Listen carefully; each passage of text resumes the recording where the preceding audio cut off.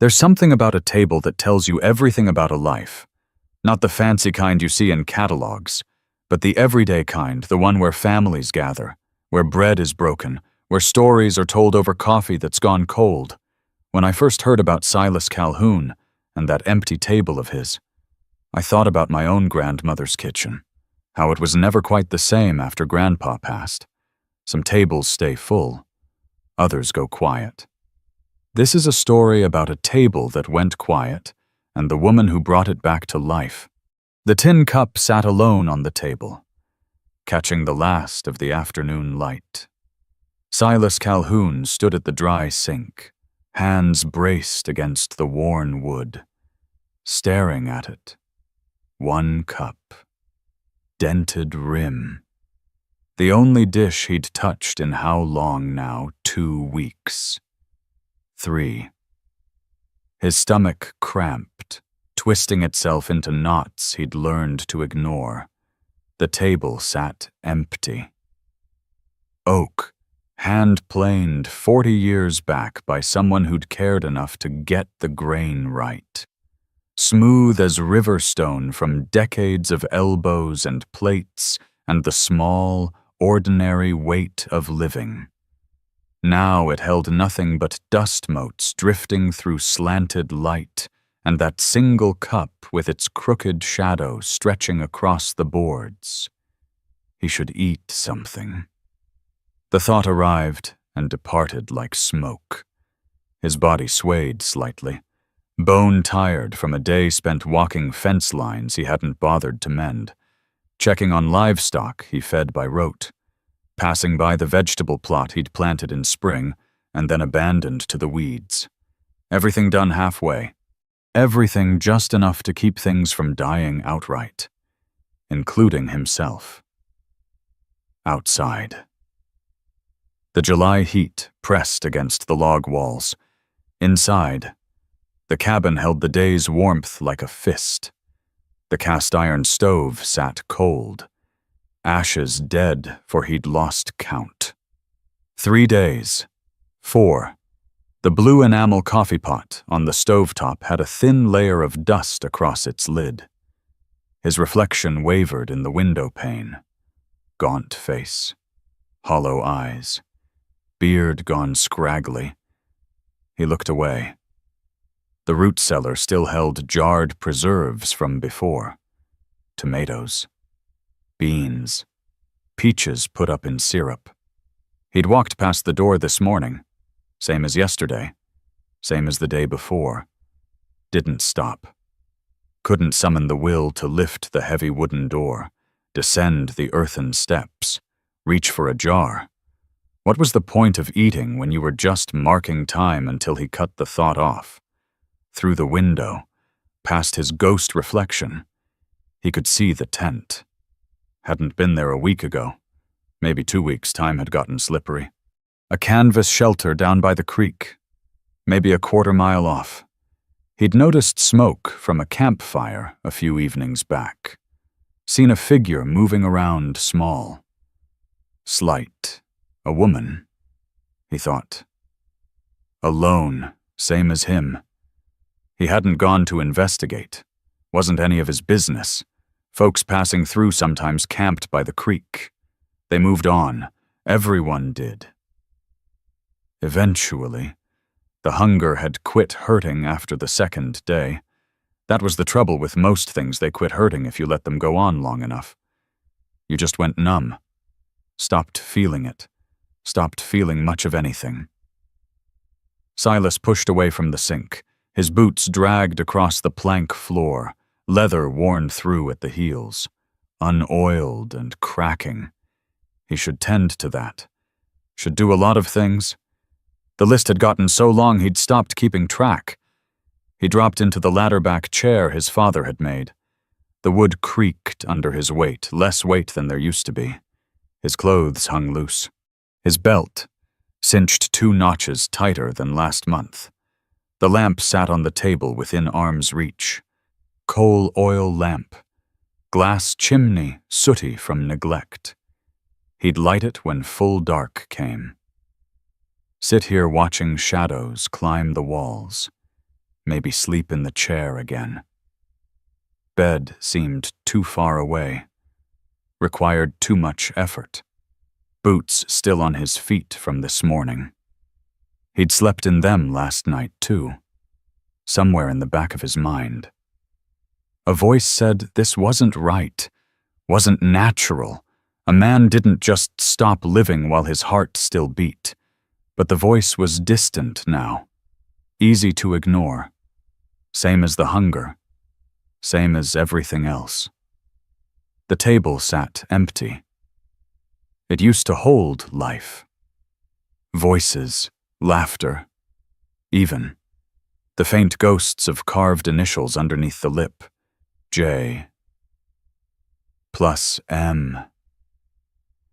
His thumb found them without looking, traced the letters worn smooth. But he didn't let himself think about whose hands had carved them, or when, or why the table had gone quiet. Some things you didn't think about. You just endured them. Outside, a meadowlark called from the wheat. The sound drifted through the open window, sweet and clear. He used to love that sound. Now it just reminded him that the world kept turning whether you were part of it or not. The light shifted. Shadows lengthened. His stomach growled a sound like distant thunder, easy to mistake for something else. He didn't move. The tin cup sat alone on the table, and Silas Calhoun sat alone in his chair, and the cabin held both of them in its quiet grip, as evening came on, slow and inevitable as everything else. If you're reading this from your own kitchen table, wherever that might be, I'd be grateful to know. Sometimes it helps to remember we're all scattered across this wide country, but we're sharing the same stories. Drop a comment and let me know where you're settled. It's a comfort. Knowing these words find their way to folks who understand what a table means. The barn door hung crooked on its hinges, had hung that way for months. Silas stood there with a hammer in one hand, a nail in the other, staring at the gap where wood had rotted through. Should have fixed it in spring. Should have done a lot of things. The hammer felt heavy. Everything felt heavy. He set it down on the workbench, among the rusted tools and broken harness leather he kept meaning to mend. Dust coated everything. His hands came away gray. Footsteps. The sound cut through the afternoon stillness boots on hard-packed dirt, coming from the direction of the road. Deliberate steps, not the uncertain wandering of someone lost. Silas straightened, pulse ticking faster. Nobody came out here, not anymore. He moved to the barn door, staying in shadow, squinted against the harsh July sunlight. A woman stood at his gate. She wore a faded calico dress, blue with some kind of small pattern he couldn't make out from this distance. Straw bonnet. Ribbon sun-bleached almost white.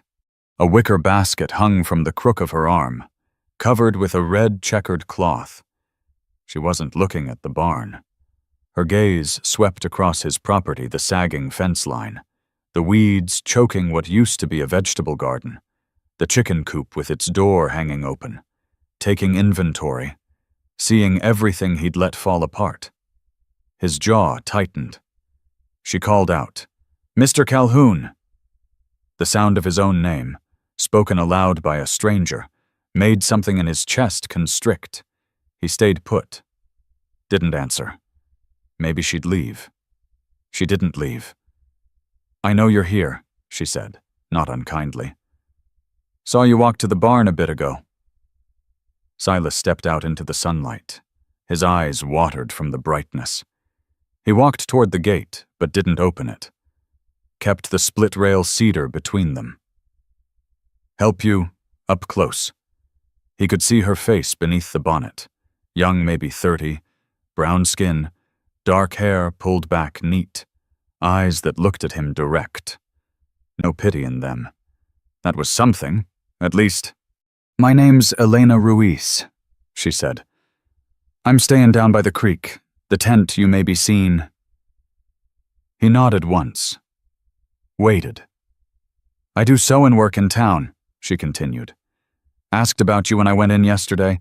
Folks said you were Silas Calhoun, the nearest neighbor to where I'm camped. Thought I'd come introduce myself proper." Silas crossed his arms. His shirt hung loose on his frame, sleeves frayed at the cuffs. He saw her notice, but she didn't comment. She shifted the basket. "Made extra food this morning. Seemed a shame not to share." The words landed like stones. His throat went tight.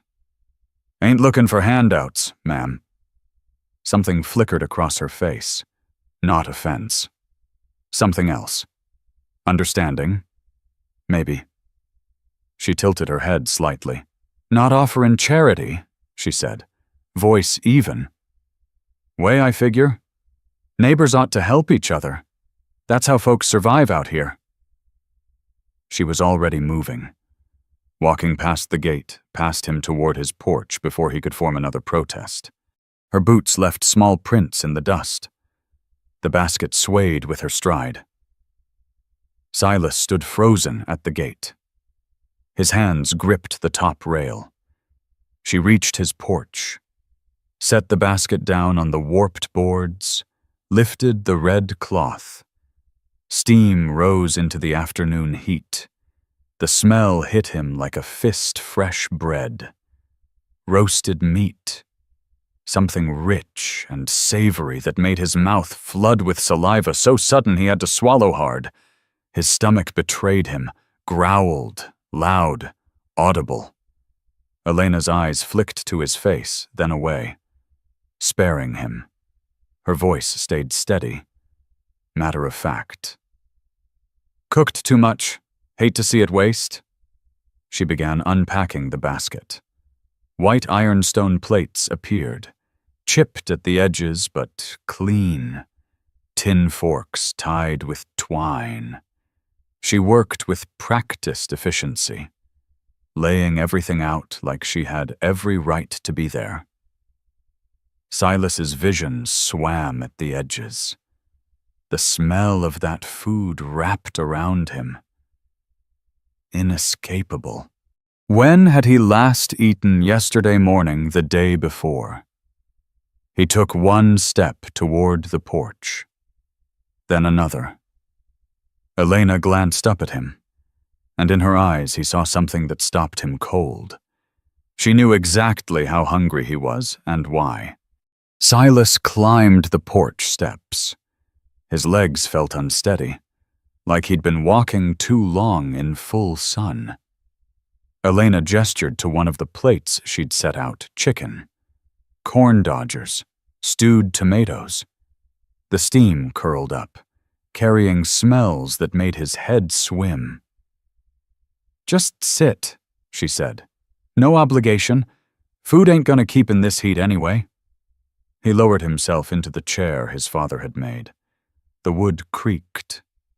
Elena sat in the other chair, the one that had been empty for he shut that thought down. She served herself a small portion, pushed the larger plate toward him. He picked up the fork. His hand shook slightly. He tried to control it. Couldn't. The first bite of chicken hit his tongue, and he nearly groaned. Grease and salt and the charred sweetness of roasted meat. He chewed, swallowed. Took another bite before he'd finished swallowing the first.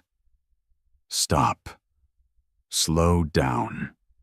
But his body had other ideas. He tore into the food, barely tasting it, just shoveling it in.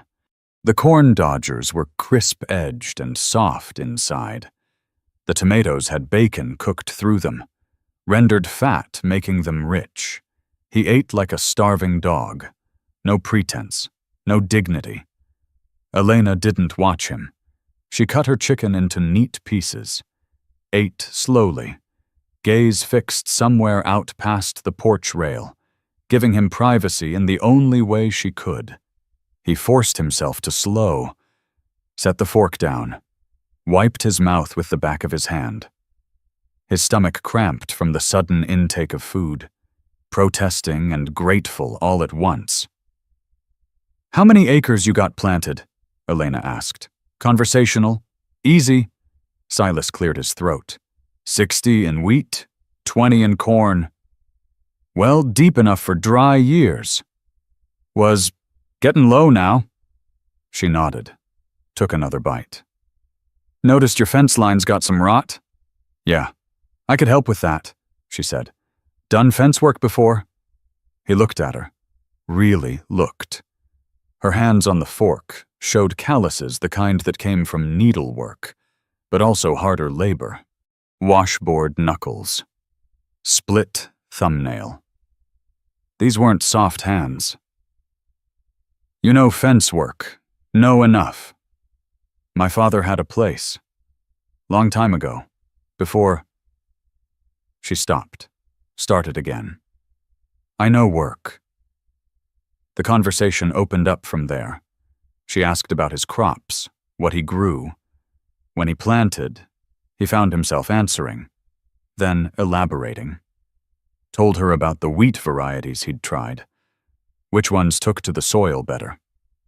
She asked smart questions about irrigation, about rotation, about whether he kept chickens for eggs or meat. "Both," he said. "Got Rhode Islands and some barred rocks. Hens ain't layin' good lately. What you feedin' 'em? Cracked corn, mostly. They need grit, too. Oyster shell, if you can get it. Helps with the eggs." He hadn't thought about that. Hadn't thought about much. Truth be told, the sun dropped lower. The heat eased a fraction. A breeze came up from the wheat fields, carrying the dry grass smell of late summer. Elena leaned back in her chair, plate balanced on her knees. "Can I ask you something personal?" she said. Silas tensed. "Suppose you live out here alone." The question hung in the air. He could deflect, could tell her it wasn't her concern, but something about the way she asked it plain, no judgment, made him answer honest. "Do now." She nodded. Didn't push. They sat in silence for a bit. A meadowlark called.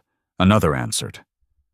"My husband promised me a homestead," Elena said, voice flat, factual. "Took my money, everything I'd saved from sewing work back east. Said we'd file a claim, build a place, got as far as the train depot in town. He took the money, bought himself a ticket west, left me standing there with a carpet bag and nothing else." Silas turned to look at her. Her face showed nothing, no tears, no bitterness, just the blank expression of someone reciting facts. "That was 2 months back," she continued.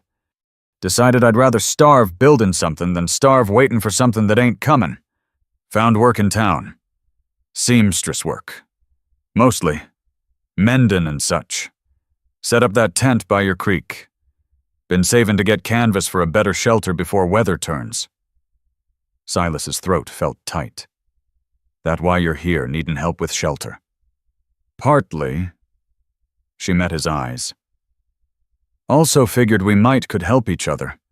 You got land and work that needs doin'. I got time and hands that know how to work. Seemed like maybe we could make an arrangement." "What kind of arrangement?" "The practical kind. I cook, mend your clothes, help with chores that need 2 people. You help shore up my shelter. Maybe let me use your well till I can dig one of my own. Fair trade." The words fair trade settled between them. He turned them over in his mind. No charity, no pity, just neighbors helping neighbors, like she'd said at the gate. "Don't know," he said. "Ain't used to having folks around." "I noticed." Something in her tone dry, almost amused, made him glance at her again. She wasn't smiling, but her eyes had a glint to them. "Been alone a long time," he said, voice rougher than he intended. "Got used to it, maybe too used to it." "Know that feelin'," Elena said quietly. The sun touched the horizon. Everything turned gold: the wheat, the porch boards, her face, his hands. The light softened the hard edges of everything, made it all look gentler than it was. Elena began packing up the dishes. She wrapped the leftovers in the checkered cloth, stacked the plates with care. Silas watched her hands work. Efficient and sure. "That tent gonna hold if weather turns?" he asked. She paused, cloth in hand. "Reckon we'll find out." He stood. His body ached less with food in his belly. The world had come back into sharper focus, colors brighter, sounds clearer. He felt more present than he had in weeks. "Could use help with harvest," he said. The words came out before he'd fully decided to say them. "You cook, mend, help around the place. I'll shore up your shelter proper. Make sure it'll hold through winter. Fair trade." Elena stood too. She faced him across the narrow porch. The basket hung from her arm. She studied his face for a long moment. "Fair trade," she said. She held out her hand. Silas looked at it. Small hand, work roughened, offered straight and sure. He reached out. Her grip was firm. They shook once. Her palm was warm against his. When she let go, he felt the absence of that warmth, like a door closing. Elena picked up her basket. "I'll come by tomorrow morning." "Early. That all right?" "Yeah. Before dawn, so we can get work done before the heat. I'll be up." She walked down the porch steps, across the yard, through the gate he'd never opened for her. He watched her figure grow smaller as she headed back toward the creek, the setting sun throwing her shadow long across the wheat. Silas stood on his porch alone. The plates still sat on the chair where she'd stacked them. The smell of food lingered in the air. His hand still tingled where she'd gripped it. Tomorrow morning, she'd said, before dawn.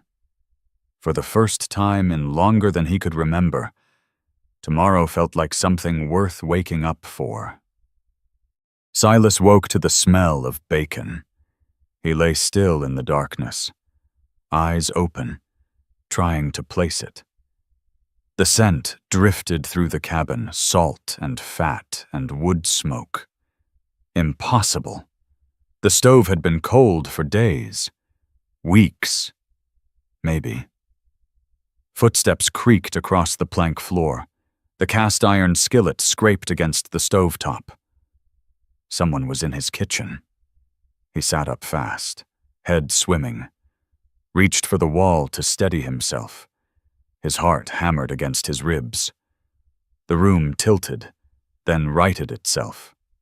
Gray pre-dawn light seeped through the window.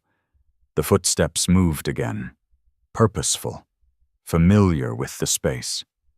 He swung his legs off the bed, still wearing yesterday's clothes. His boots sat beside the bed frame where he'd finally kicked them off sometime after midnight. He shoved his feet into them, didn't bother with the laces. The doorway to the kitchen stood open, lamplight spilled through. He moved toward it, blood rushing in his ears, stopped at the threshold. Elena stood at his stove, her back to him. She wore the same blue calico from yesterday, sleeves rolled to her elbows, a white apron tied around her waist. Her hair was pulled back in a single braid that fell between her shoulder blades. She was turning bacon in the skillet with a long fork, the meat sizzling and popping. The blue enamel coffee pot sat on the stove, steam curling from its spout. She glanced over her shoulder, no surprise on her face, like she'd known he was standing there. "Mornin'," she said. "Coffee's ready if you want it." Silas opened his mouth, closed it. His voice came out rough from sleep. "How'd you the door wasn't barred," Elena said. She turned back to the bacon. "Figured you'd meant it that way." He hadn't meant anything. He'd just been too tired to drop the wooden bar into its brackets. First time in months he'd left it undone. She lifted the bacon onto a tin plate, set it aside, cracked eggs into the rendered fat. They hissed and spattered. The smell made his stomach clench with sudden hunger. "Sit," she said, nodding toward the table. "Be ready in a minute." He stood there, awareness creeping in.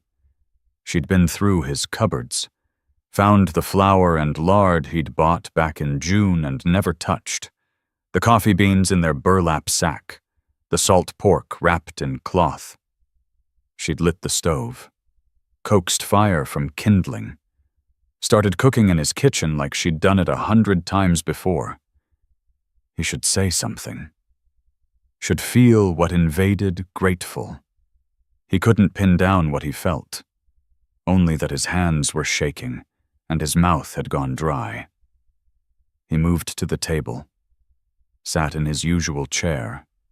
The tin cup was gone, replaced by 2 clean cups Elena must have brought from her tent. 2 plates, 2 forks. Elena brought the coffee pot over, poured without asking.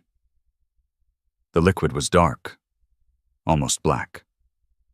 Steam rose between them. She set the pot back on the stove, returned with the plate's bacon, eggs fried in the bacon fat, biscuits that looked golden even in the lamplight. She slid the fuller plate across to him. "Eat while it's hot." Silas picked up his fork. The eggs were cooked through but not hard, yolks still soft in the center.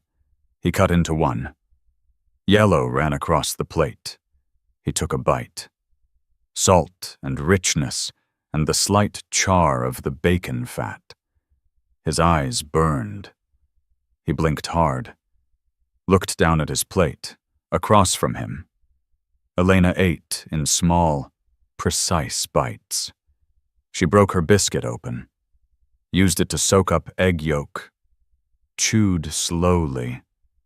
Didn't watch him, but didn't avoid looking at him either, just ate her breakfast like this was normal, like she cooked in strange men's kitchens every morning of her life. The silence stretched out, not uncomfortable, exactly, just present. "Biscuits are good," Silas said finally. His voice sounded strange to his own ears, unused to conversation this early, unused to conversation at all. "Brought sourdough starter with me," Elena said. "From back east. Kept it alive through the whole trip. Long trip. Pennsylvania. Town outside Pittsburgh." He nodded. Didn't know what to say to that. "Ate more eggs." Elena took a sip of coffee, set her cup down. "Want to see the place proper today? Figure out what needs doing." "Already told you yesterday. Fence line, mostly. More than that, I'd wager." She looked at him direct. "When's the last time you worked that vegetable plot?" Heat crept up his neck. "Been a while. Chickens layin'. Not good. Cow been milked regular." He set his fork down. "You making a point. Just trying to understand what I'm working with." No judgment in her voice. Just fact.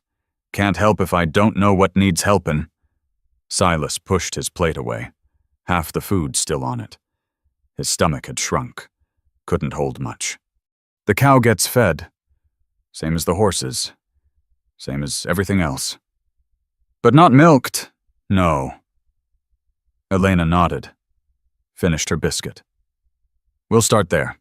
Then, after breakfast, you show me around. Everything. Don't leave nothing out." The "we" landed heavy. He turned it over in his mind, testing its weight. She stood, collected the plates, took them to the dry sink, poured water from the bucket into a basin, Her hands moved through the motions, scraping, washing, setting things to dry on the wooden rack he hadn't used in months. Silas watched her move through his kitchen. She knew where things went without asking, had figured out his system, or made her own. The lamplight caught the side of her face, showed the line of her jaw, the concentration in her eyes as she worked. "You didn't have to do this," he said. "I know. Could have just showed up, like we agreed. Could have." She dried her hands on her apron. "Seemed easier this way." She untied the apron, folded it, set it on the chair, looked at him expectant. "Well," she said, "you gonna show me around or we gonna sit here all day?" Silas stood. His legs felt steadier than yesterday, food in his belly, coffee working through his blood. He felt more awake than he had in weeks. They walked out into the gray dawn. The air was cool, not yet touched by the day's heat. Dew silvered the grass. A rooster crowed from the chicken coop, answered by another somewhere distant. Elena walked beside him, her stride matching his. Not behind, not ahead, beside. They crossed to the barn first. He showed her the tools, the harness leather that needed mending, the hay stored in the loft. She climbed the ladder without hesitation, examined the hay, came back down with chaff in her hair. "That'll last through winter," she said. "If you got enough stock to feed." "Got enough?" They moved to the chicken coop. The door hung on leather hinges he'd made years back, now cracking from weather. Elena pulled it open. The chickens scattered, clucking their complaints. She stepped inside. Silas stayed at the threshold, watching. She moved through the small space, checking nesting boxes, examining feed and water, pulled a wooden egg basket from a nail on the wall. He'd forgotten that was there. She began gathering eggs, placing them carefully in the basket. Her apron made a natural pouch. 3 eggs. 5. 8. More than he'd collected in a week. Morning sun broke over the horizon. Light poured through the gaps in the coop wall's cracks where boards had shrunk. Knotholes he'd never filled. The beams striped across Elena in bands of gold and shadow. She moved through them, humming something low and tuneless, just sound for sound's sake. Silas stood 20 feet away at the fence he'd been meaning to mend. Hammer in hand, nails in his pocket. He'd picked up the hammer without thinking. Muscle memory taking over. He raised it, positioned a nail against the split rail. The humming drifted across the space between them. He stopped mid-swing, lowered the hammer. The chickens clucked and scratched. Elena hummed. Somewhere in the wheat. A meadowlark started its morning song. Music. The farm had been silent for so long he'd forgotten what it sounded like with life in it. Forgotten the small sounds that made a place feel inhabited, occupied, home. He stood there, hammer heavy in his hand, listening. Elena emerged from the coop, basket full. She saw him watching. Stopped humming. "What? Nothing." She walked toward him. The eggs nestled in straw, brown and speckled. "Found a broody hen in there. She'll hatch chicks if you let her." "Don't need more chickens. Need layers. These hens are getting old. Need young blood." She held up the basket. "These ain't enough eggs for 2 people working all day. Need more." 2 people. She said it casual, like it was already decided. They walked the fence line together. She pointed out rot he'd stopped seeing. Showed him where posts had heaved in the spring thaw, where wire had rusted through, Asked about irrigation, about crop rotation, about whether he'd tested the well depth recently. How deep's your water table?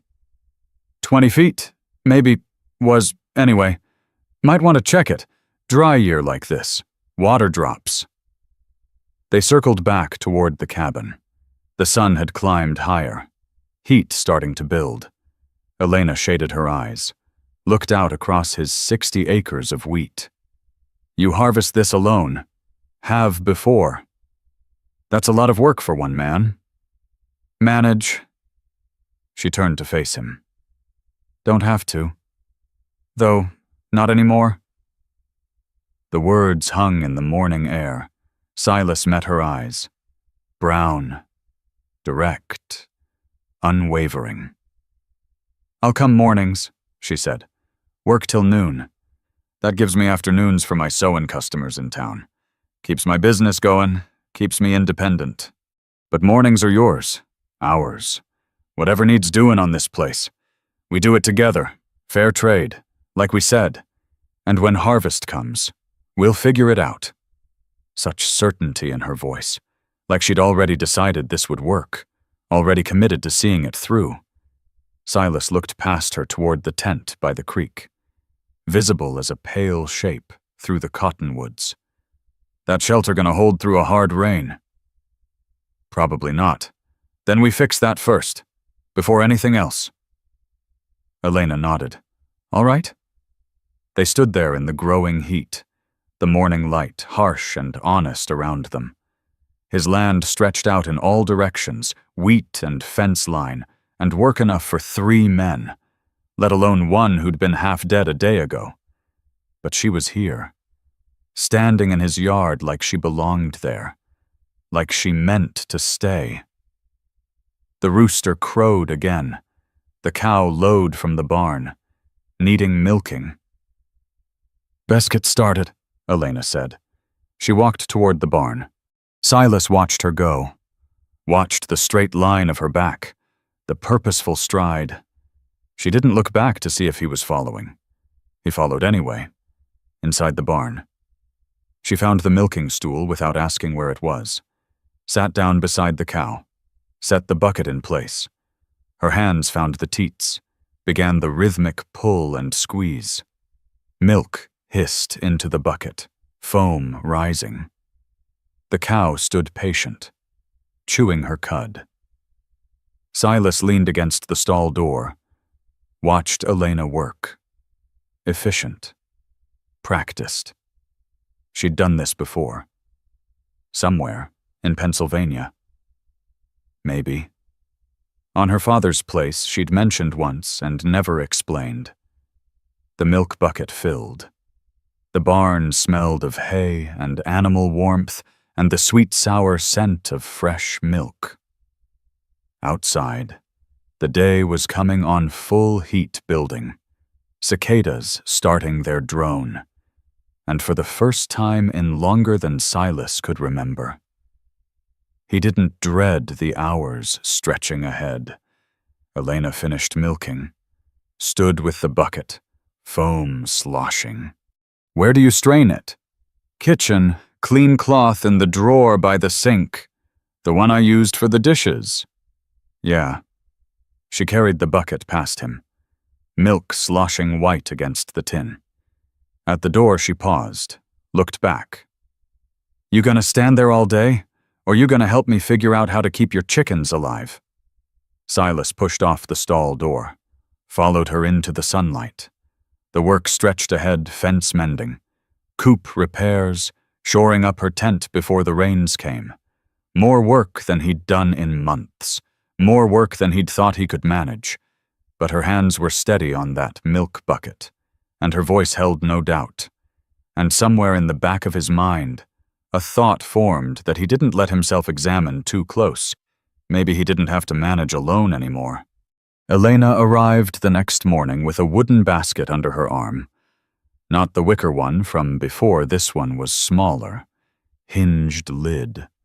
Wire handle wrapped in cloth. She set it on the kitchen table while Silas was still finishing his coffee. What's that? he asked. She flipped the lid open. Inside, thread spools lined up in neat rows, sorted by color. A glass jar held buttons of different sizes. Paper-wrapped needles stuck through a strip of felt. A thimble. Small scissors with sharp points. A cone of beeswax, yellowed with age. "My kit," she said. She reached across the table and plucked at his sleeve. The seam along his shoulder had split. The fabric puckered and frayed. "Can't have my work partner looking like a scarecrow." Heat crawled up Silas's neck. "They're fine. They ain't." She tugged the sleeve again, matter of fact. "Take it off." "What?" "The shirt. Take it off. I'll mend it while you're working." He set his coffee cup down. "I got other shirts. I seen 'em. They all need work." She pulled a chair out, sat down, began selecting thread. "You can wear your work coat till I'm done. Won't take long." Silas stood there, coffee cooling in his cup, watching her thread a needle. Her fingers moved quick and sure. Lick the thread, poke it through the eye, pull it halfway, tie a knot at the end. Muscle memory. "Go on," she said, not looking up.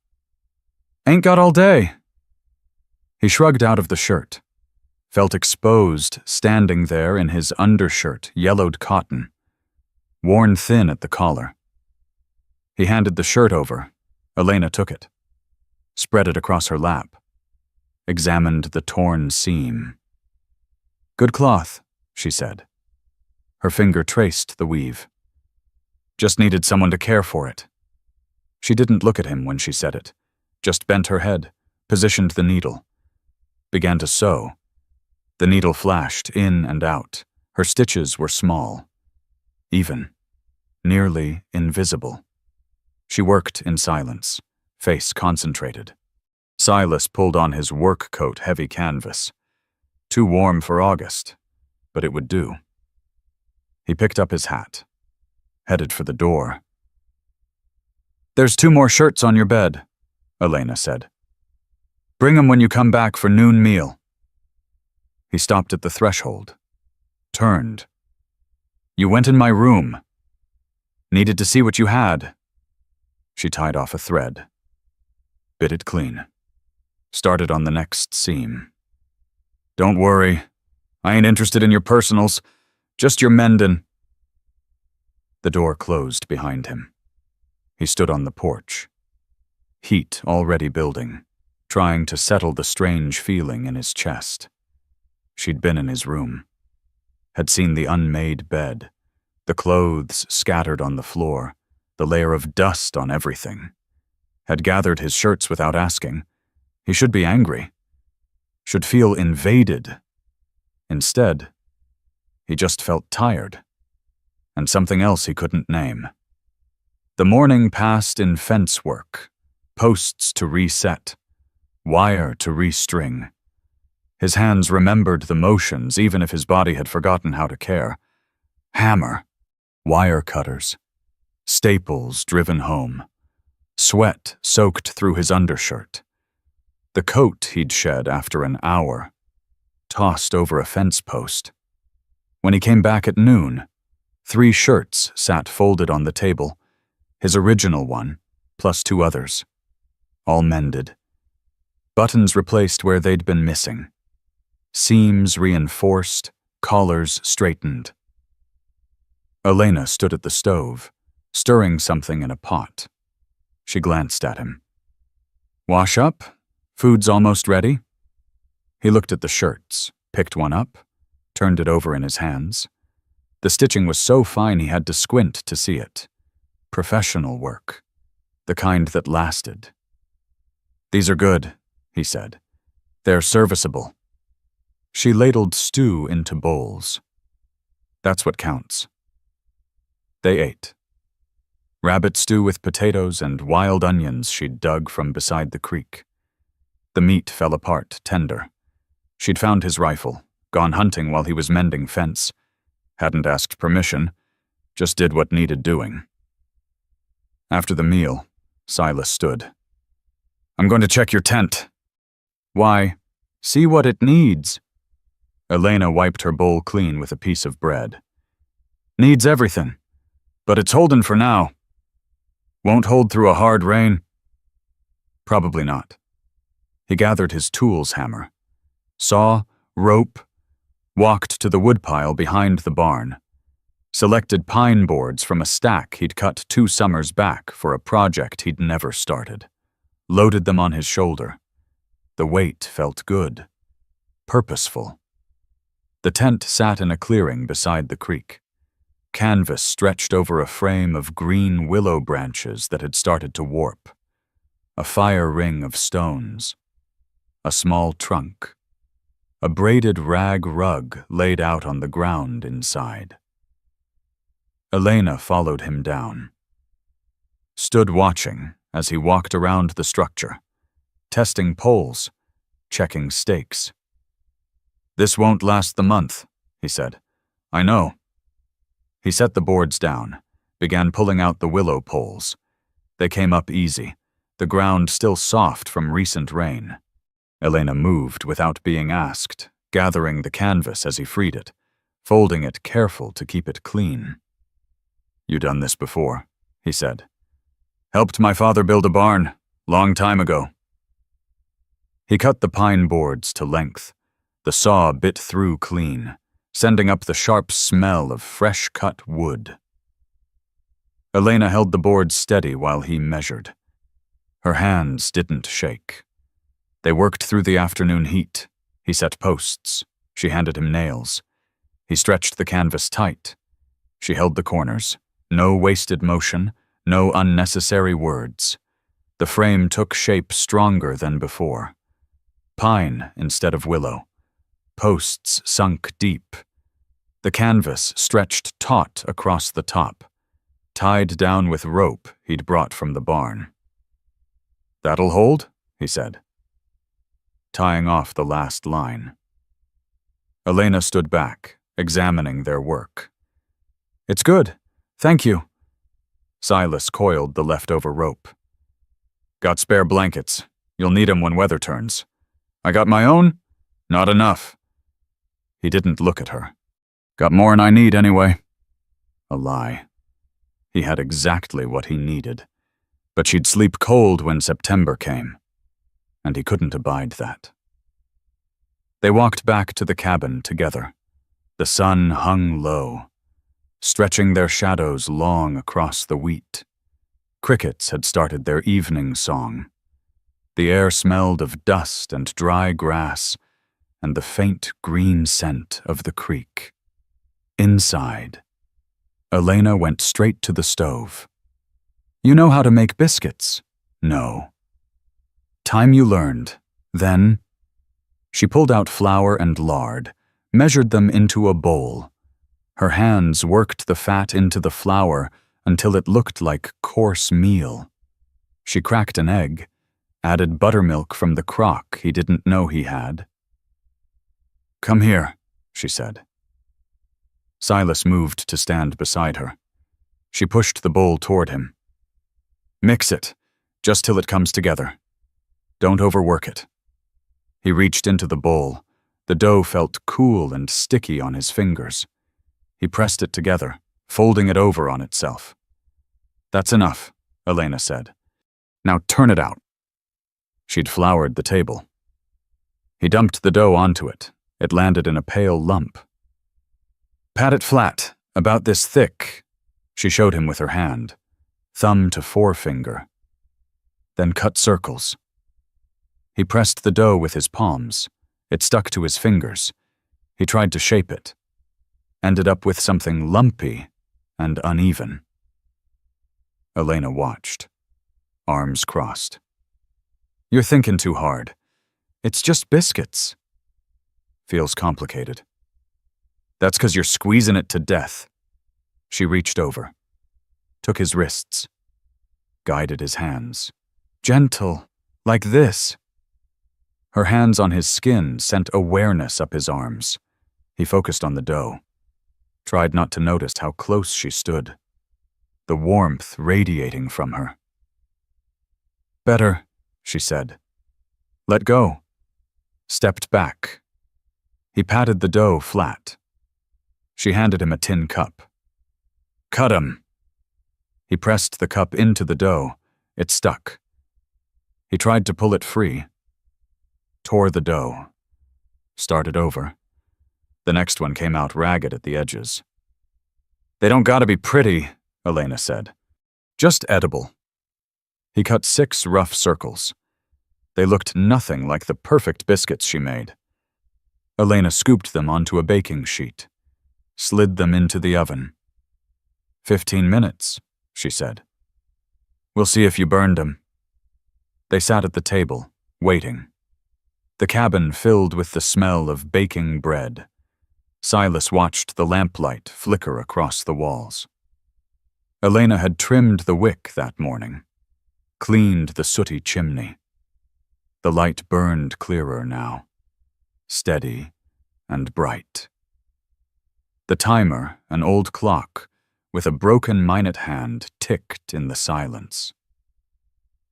"They're gonna burn," Silas said. "Maybe." The smell changed from raw dough to golden bread to something slightly sharper. Elena stood, pulled the pan from the oven. The biscuits had puffed up, golden on top, darker than they should be around the edges. She set the pan on the table, picked one up, broke it open. Steam rose. The inside was pale and fluffy. The bottom was black. She looked at him. "You burned 'em." Stay. Something in her voice, not criticism, not even disappointment, just statement of fact, delivered so plainly it struck him as absurd. A sound escaped him. Half cough, half laugh. He tried to stop it. Couldn't. Elena's mouth twitched. "What's funny?" "Nothin'. Just..." He gestured at the biscuits. "Told you I'd burn 'em." "You did at that." She broke off the burned bottom, tossed it aside, took a bite of the good part. Chewed. Swallowed. "Still edible," she said. Silas picked one up. Did the same, broke off the charred part. Ate the rest. It was dry. Dense. Nothing like hers. But it was warm in his hand. And Elena was smiling at him, just a slight upturn at the corner of her mouth. Barely there. But a smile, nonetheless. "We'll try again tomorrow," she said. "Probably burn those too." Probably. They ate the burned biscuits, all 6 of them, sitting at the table as darkness fell outside, lamplight warm around them. The silence was comfortable now. Easy. Like they'd been doing this for years instead of days. When the last biscuit was gone, Elena stood, gathered the pan, the bowl, the spilled flour, moved through his kitchen like it was hers. Silas watched her wash up at the sink, the curve of her back, the capable movement of her hands. She hummed while she worked that same tuneless sound from the chicken coop. The cabin didn't feel empty anymore. She dried her hands on the towel, hung it on its nail, turned to face him. "I should get back," she said, "before full dark." "I'll walk you. Don't need to. I know." He picked up the lamp, carried it outside. They walked the path to her tent in silence. The stars had come out, hard and bright. A thin moon hung low over the wheat. At her tent, Elena ducked inside, emerged with her own lamp, already lit. The canvas glowed from within, warm and honey-colored. "Thank you," she said, "for the frame. Fair trade." She looked at him in the lamplight. Her face was mostly shadow, her eyes dark and unreadable. "See you tomorrow," she said. Silas nodded, turned to go. "Silas." He stopped, turned back. She'd never used his name before, just Mr. Calhoun or nothing at all. "Yeah, those shirts." She paused. They were good cloth, worth saving. He knew she wasn't just talking about shirts. His throat felt tight. He nodded once. Couldn't trust his voice. The walk back to his cabin seemed longer than usual. His lamp threw his shadow huge across the wheat, behind him. Elena's tent glowed like a small beacon in the darkness inside his cabin.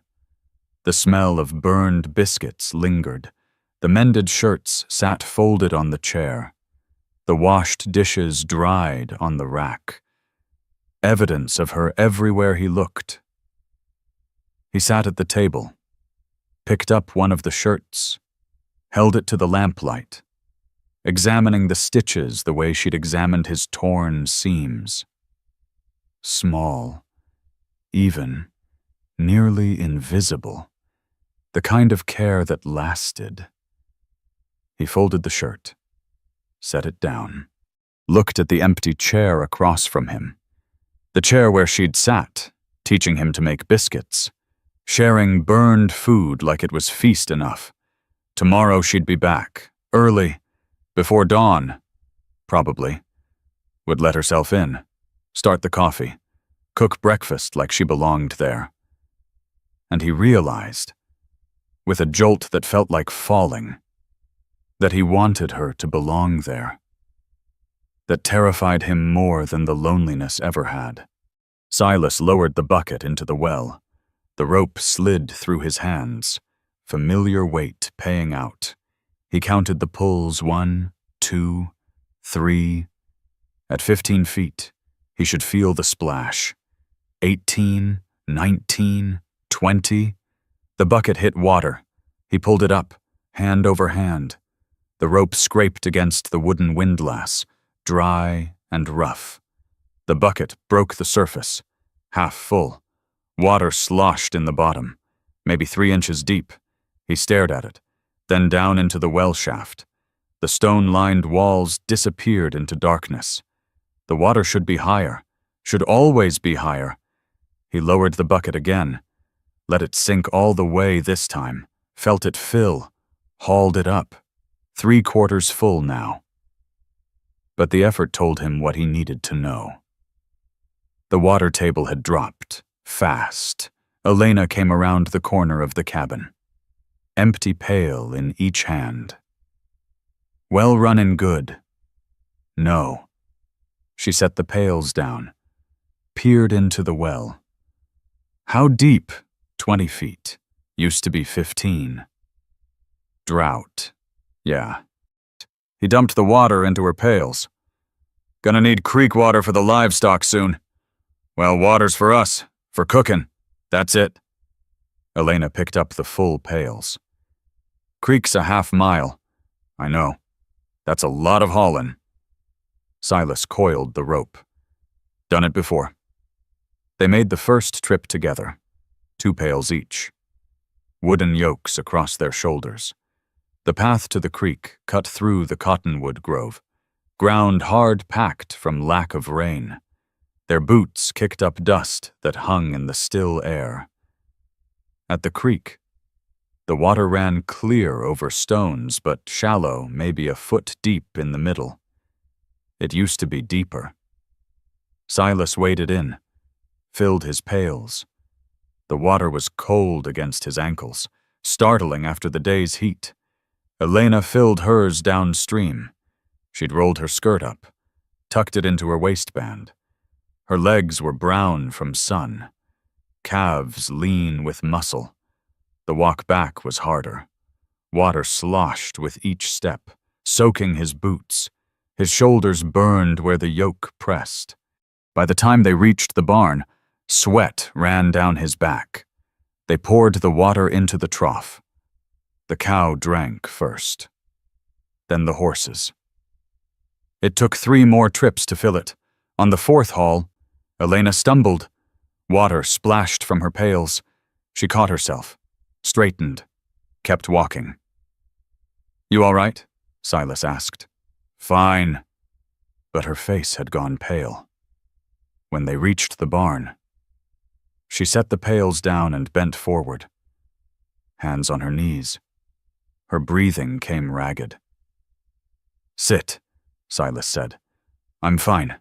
Sit anyway." She lowered herself onto the edge of the water trough. Silas brought the dipper, filled it from the well bucket. She drank, water running down her chin. "That's enough for today," he said. "We'll finish at dawn, when it's cooler."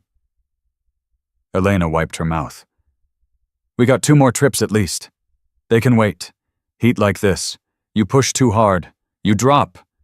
She looked like she might argue, then nodded. "Set the dipper down." "I need to go to town," she said. "Weekly supply run." "Can wait." "Can't. Got customers expectin' mending work, and we're low on flour." Silas didn't like it.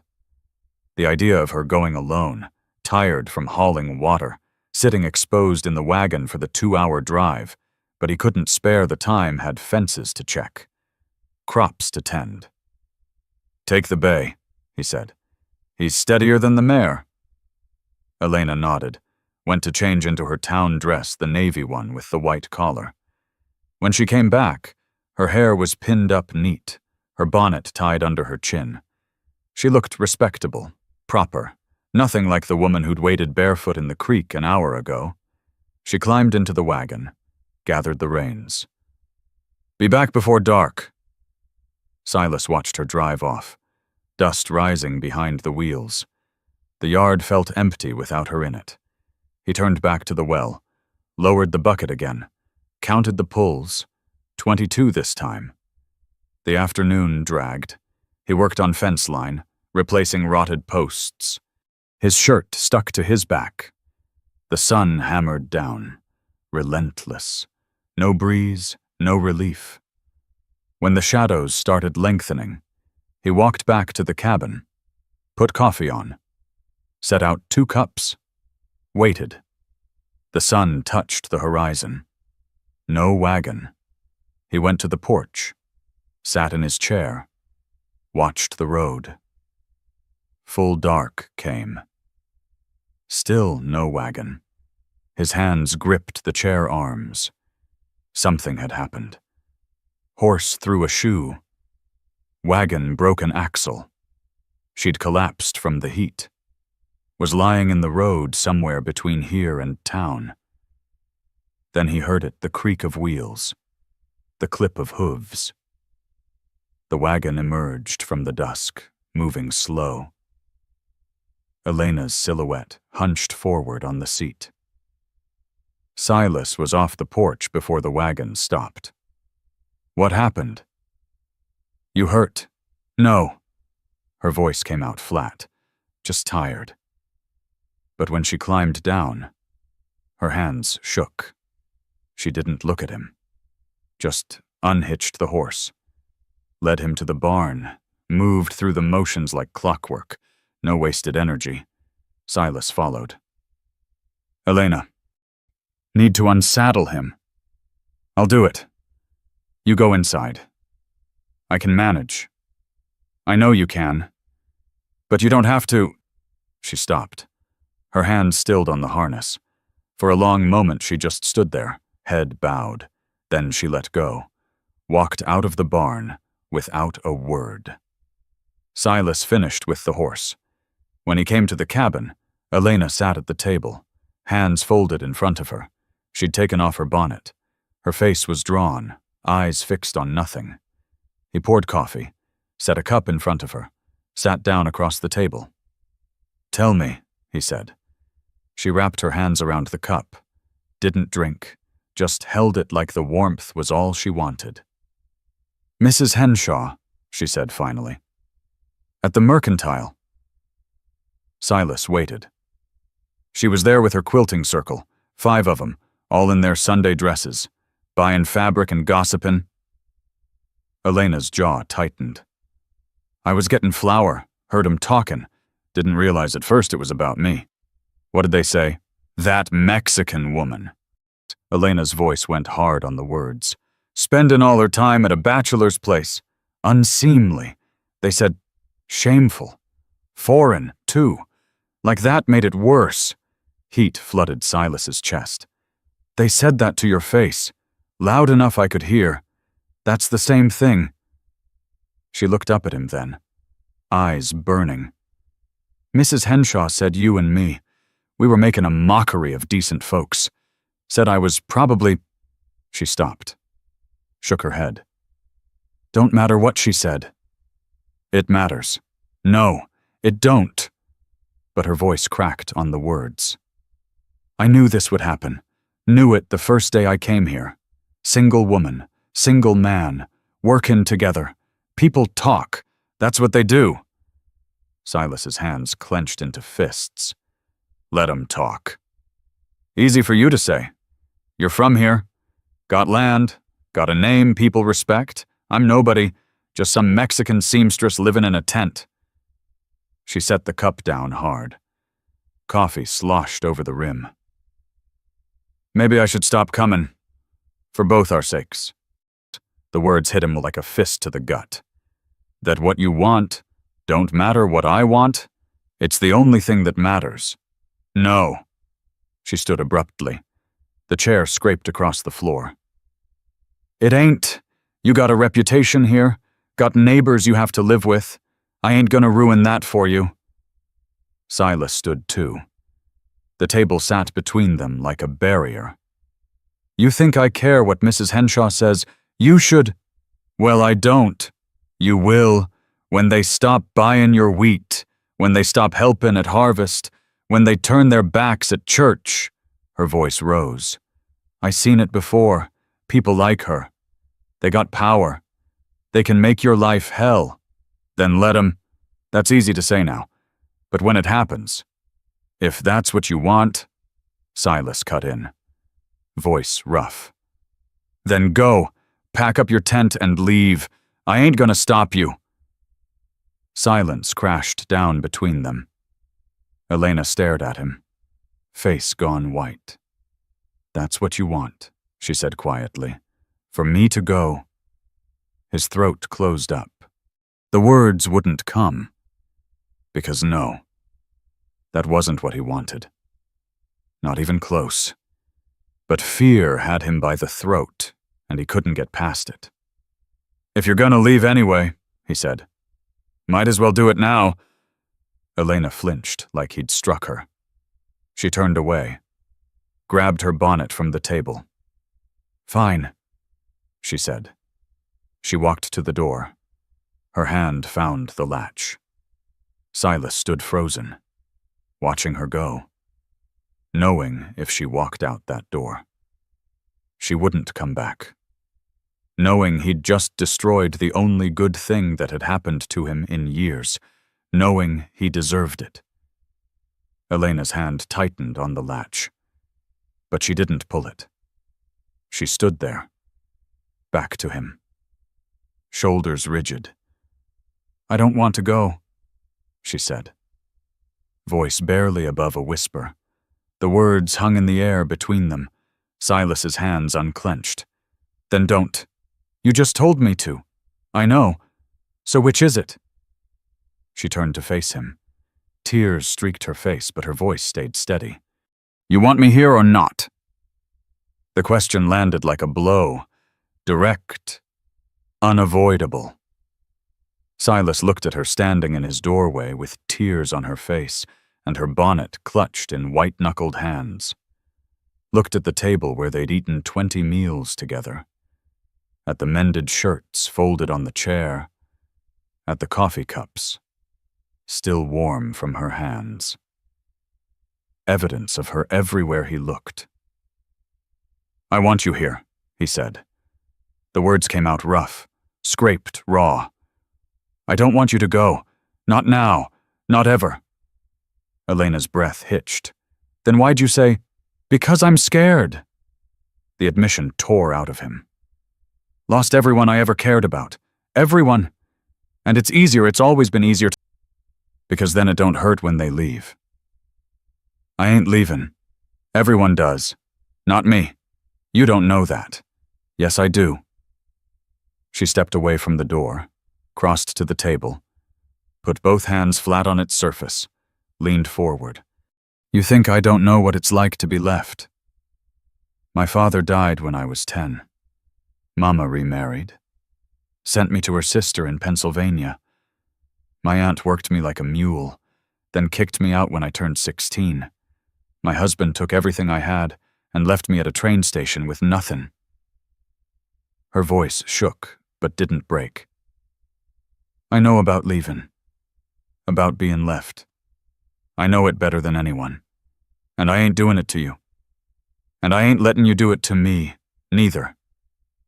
Silas stood across the table from her. The lamp burned between them, throwing their shadows huge on the walls, almost touching. What if they're right, he said quietly, Mrs. Henshaw and them. What if we are? What if this ain't proper? Don't care. You should… Why? So I can live my life worrying about what people think, so I can die alone and respectable. She laughed. Bitter. No, thank you. I'd rather be scandalous and happy. You happy? The question stopped her. She looked at him across the table, really looked, eyes searching his face. Yeah, she said finally. I am. First time in years. I'm happy. You… Silas swallowed hard. Yeah. Then that's all that matters. Town'll make trouble. Let 'em… Could get bad. I know. You sure about this? Elena straightened, wiped her face with the back of her hand. I'm sure. They stood there, the table between them, lamplight warm around them, outside. Crickets sang. The night air drifted through the open door, carrying the smell of dry wheat and dust. What do we do? Silas asked. We keep going, keep working, keep… She gestured at the table, the cabin, the space between them. Keep doing this, whatever this is. And when they talk, we let 'em talk. She met his eyes, steady and sure. We got work to do. Harvest's coming, winter after that. We got more important things to worry about than what Mrs. Henshaw thinks. Silas nodded slowly. His chest felt tight, like something had been squeezed loose. All right, he said. All right? Yeah. We keep going. Elena picked up her coffee cup, drained it, set it down with a soft clink. I should get back to my tent, she said. Before it gets any later, I'll walk you. You always do. They walked the path in silence. The stars had come out hard and bright. No moon yet, just darkness and starlight, and the sound of their boots on hard earth. At her tent. Elena lit her lamp. The canvas glowed from within. Thank you, she said. For saying what you said, back there. Just the truth. I know. That's why it matters. She ducked into her tent. Silas stood outside, his own lamp casting a pool of light at his feet. Silas. He turned. She stood in the tent opening, silhouetted against the warm glow. Tomorrow, she said. I'll be there, early, like always. I know, she smiled, just a slight curve of her mouth, barely visible in the darkness. Tut. But a smile, nonetheless. The walk back to his cabin seemed shorter than usual. The wheat whispered in the night breeze that had finally come up. Cool air washed over his face.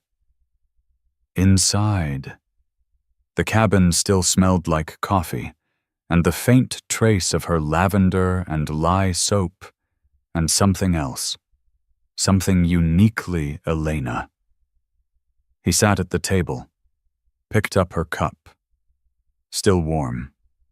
Tomorrow she'd be back. They'd haul more water, do more work, face whatever came next, together. The word settled in his chest, heavy and sure. But as he sat there in the lamplight, one thought kept circling back, sharp and unavoidable. They'd chosen each other, chosen this, whatever it was, whatever it became. And now the whole town would know it too. Elena lay on her cot in the darkness, canvas walls pressing close. Her eyes burned but stayed dry. She'd cried herself empty an hour ago, ugly. Choking sobs she'd muffled against her blanket so Silas wouldn't hear from his cabin 50 yards away.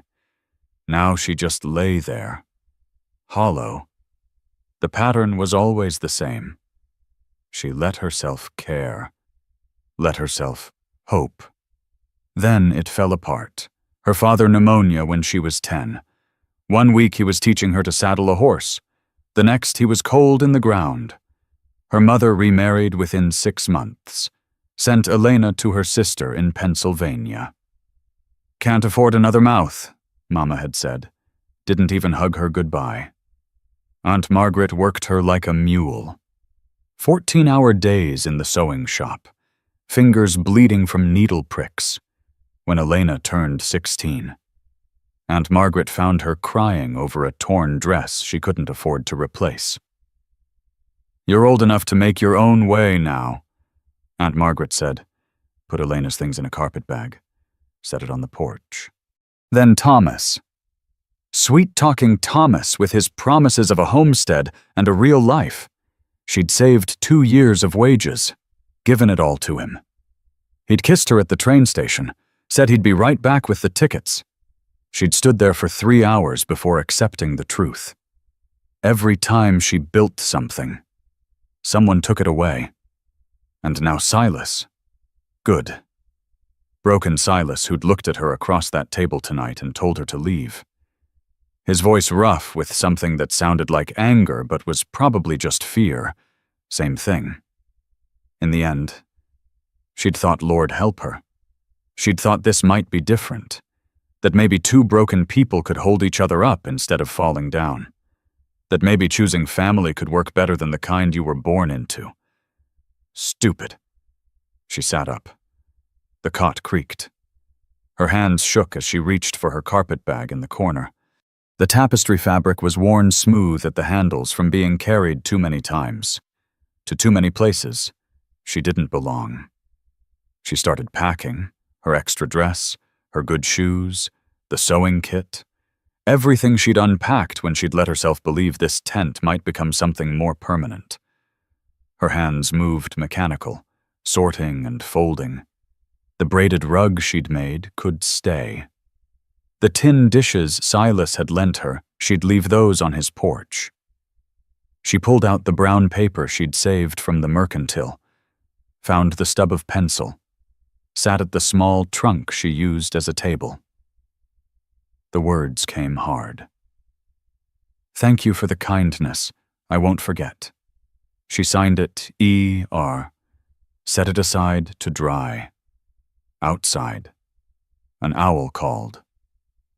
The sound echoed lonely across the wheat fields. Elena looked at the note, at the packed bag, at the tent that had felt like home for exactly 2 weeks before she'd ruined it by wanting more. Her throat closed up. Not with tears, she had none left.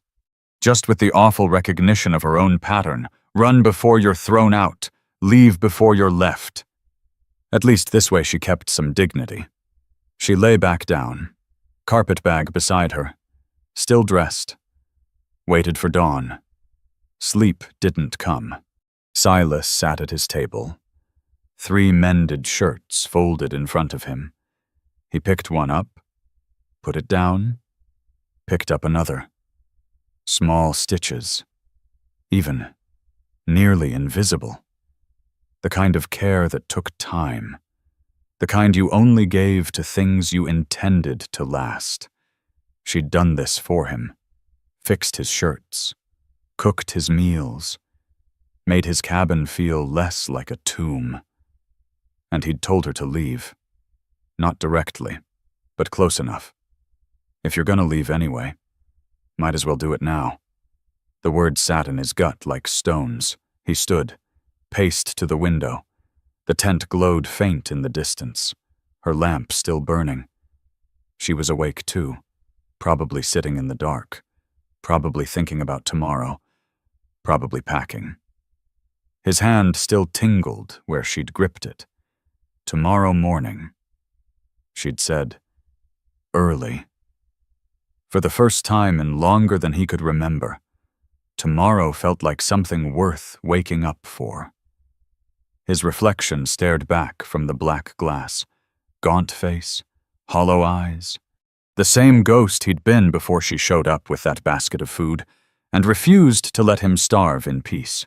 She'd brought him back. That was the terrible truth of it. He'd been half dead, going through motions, waiting for his body to catch up with the part of him that had already quit. Then Elena had walked through his gate and started cooking breakfast and mending fences and humming while she worked. And he'd started wanting to live again. That was the problem. Wanting things, caring about things. It gave them power to hurt you. He looked at the shirts, at the clean dishes on the rack, at the blue enamel coffee pot that had sat unused for months until she'd scrubbed it clean and filled it every morning. If she left, all of this would stop. The cabin would go quiet again.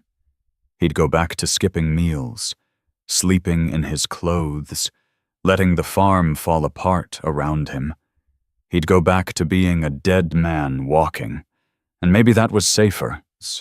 Maybe that hurt less than this constant terror that she'd leave, that she'd get sick, that she'd realize he wasn't worth staying for and walk away like everyone else had. Better to leave first. Better to ride out before dawn, before he had to watch her go, before he had to see that look on her face, the one that said he'd failed her too. He went to his room, pulled his bedroll from the corner, started gathering things, extra shirt, canteen, the leather pouch with the money he'd saved from last year's harvest. Not much, but enough to get him somewhere else. Somewhere he wouldn't have to see her tent every morning and know it was empty. His hands shook as he tied the bedroll. He clenched them into fists, tried to stop the trembling. Coward. The word whispered through his mind. You're a coward. He knew. Had always known. This was just proof. He carried the bedroll to the kitchen, set it by the door, looked at the table one last time, couldn't write a note, didn't have words for what he was doing, couldn't explain what she probably already knew, that he was broken in ways she couldn't fix, that he'd ruin anything good that came near him. Better she figured it out herself. He blew out the lamp, sat in the dark, waited for first light. The sky went from black to gray so slowly Silas almost missed it. He stood, picked up his bedroll, opened the door. The air outside was cool. Dew silvered the grass. Fog hung low over the wheat, turning everything ghost pale. He walked to the barn, saddled the bay in silence, hands moving through familiar motions. The horse stood patient, ears flicking back and forth. Silas led him out, tied the bedroll behind the saddle, put his boot in the stirrup, stopped down the path. A figure moved through the fog, small, carrying something. Elena. She saw him at the same moment, stopped walking. They stood 50 feet apart, fog swirling between them. She had her carpet bag. He had his horse saddled and ready. No words needed. They both knew. Elena's face crumpled. She set the bag down, pressed both hands to her mouth. Her shoulders shook. Silas let go of the stirrup, took a step toward her. She held up one hand. "Stop." He stopped. "I was going to leave you a note," she said, voice breaking. "Was going to be brave about it." "Couldn't write one," Silas said. "Didn't know what to say." "Where were you going?" "Don't know. Just away." "Me too." The fog thinned slightly. He could see her face better now, tear-streaked, eyes red and swollen. She looked wrecked. Looked how he felt. "I'm tired of running," Elena said. The words came out raw. "Been running my whole life. Every time something good happens, I run before it can fall apart, before someone can take it away. I know. Do you?" "Yeah." Silas's throat felt like ground glass. "Lost my wife and daughter 5 years back. Fever took 'em both in a week. Lost my folks before that. My brother moved to California. Ain't heard from him in years. Everyone I... He couldn't finish. The words wouldn't come. "You think it's easier not to try," Elena said. "Not to care? Not to let anyone close? Ain't it?" "No." She shook her head. "It ain't easier. It's just slower dying. That's all." Silas looked at his horse, at the bedroll, at the road that led away from here. "What if I can't do this?" he asked. "What if I can't? What if I let you down? What if you don't? Everyone leaves?" "Not if they choose to stay." Elena picked up her bag, walked toward him, stopped 3 feet away. "I'm choosing. Right now. I'm choosing to stay. To try. Even if it falls apart. Even if it hurts." She held out her hand. Silas stared at it. Small hand. Work roughened, offering him something he didn't know how to take. "I'm scared," he said. "Me too. Don't know if I can..." "Neither do I." Her hand didn't waver. "But we can try. Together." Together. The word hung in the fog between them. Silas looked at her hand, then at her face. Tear-streaked and determined and terrified and brave. He reached out. Their fingers touched. Elena's hand closed around his, grip tight and sure. Her skin was cold from the morning air, but her palm was warm. "Okay," she said. "Okay." They stood there, hands clasped, fog swirling around their ankles. The sun broke the horizon, spilling gold light across the wheat. It burned the fog away, leaving them exposed in the harsh morning clarity. Silas squeezed her hand once, let go, untied his bedroll from the horse. "I'll unsaddle him," he said. "I'll make coffee." Elena picked up her bag, started toward the cabin, stopped, looked back. "We're really doing this?" she asked. "Yeah, I think we are." A smile ghosted across her face. Small, uncertain, but real. She walked to the cabin. Silas watched her go, bedroll heavy in his arms. Then he led the horse back to the barn. Hands steady now. Behind him, smoke began to rise from the cabin's chimney.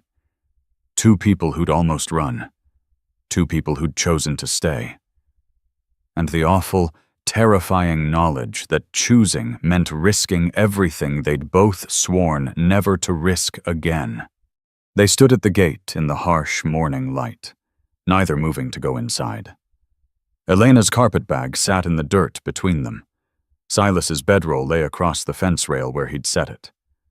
"Can't keep doing this," Elena said. Her voice was rough from crying. "Can't keep almost leaving. Almost staying. It's gonna kill us both. I know. So we decide, right now, what this is, what we are. Silas looked at her. Red-rimmed eyes, hair coming loose from its braid, dirt on her skirt from where she'd set the bag down. She looked wrecked, but she stood straight, chin up, waiting for his answer. "I don't want to be alone anymore," he said. The words came out barely above a whisper. "Neither do I. But I can't." He stopped, started again. "I can't give you what you deserve. Can't marry you proper. Can't make you respectable. Town's already talking. It's only gonna get worse. Don't care about that. You should." "Why?" She stepped closer. "So I can die alone and respectable. No thank you. I'd rather be scandalous and have something real. What if real ain't enough? What if it is?" The question hung between them. Silas's hands clenched and unclenched. His chest felt too tight. "We build you a cabin," he said, "on my land. Separate from mine, but close. You got your own place, your own hearth. Nobody can say we're living in sin." Heat crawled up his neck. "Yeah," Elena nodded slowly. "My own cabin. Yeah. But we work together. The farm, everything. Yeah. Partners. Partners." The word felt right in his mouth. Solid. True. "Not marriage," Elena said, stating fact, not asking. "Too soon. Too—" He couldn't explain it. Marriage felt like a promise he wasn't sure he could keep, like tempting fate to take her away. "I know." Elena's face softened. "We'll be family. Just not like anyone expects. But real." She held out her hand. Silas looked at it. They'd shaken hands before. Sealed their first agreement the same way. But this felt different. Heavier. Like they were deciding something that couldn't be undecided. He took her hand. Her fingers were cold. He could feel her pulse against his palm fast. Unsteady. She was scared, too. He held on. Didn't let go. Elena stepped closer. Her other hand came up. Touched his arm. Just her fingertips against his sleeve. Tentative. Then she leaned forward, rested her forehead against his chest. Silas froze. His arms hung at his sides. He didn't know what to do with them. Didn't know if this was allowed. If he was allowed. Elena's shoulders shook. Not crying. Just trembling. Slowly. Careful as touching glass. Silas brought his arms up, wrapped them around her. She was small against him, the top of her head barely reaching his chin. He could feel her breathing shallow, uneven. They stood like that. How long? He didn't know. The sun climbed higher. Dew burned off the grass. Somewhere a rooster crowed. Elena pulled back first. Wiped her face. "We got work to do." "Yeah. Need to plan this cabin. Figure out where to put it." Silas nodded. Already his mind was working through the logistics. Lumber, foundation, roof. A window, she'd need a proper window. Glass was expensive, but he had some money saved. 50 yards from mine," he said. "Close enough to holler if you need help. Far enough for folks not to talk more than they already are." "All right." They spent the morning walking his land, finding the right spot. Elena wanted to see the sunrise from her porch, wanted to be near the creek, but not so close the spring floods would threaten, wanted cottonwoods for shade. They found a place on a slight rise, south of his cabin. Good drainage. The creek visible through the trees. Room for a garden if she wanted one. "Here," Elena said. She stood in the tall grass. Arms spread. "Right here." Silas paced off the dimensions.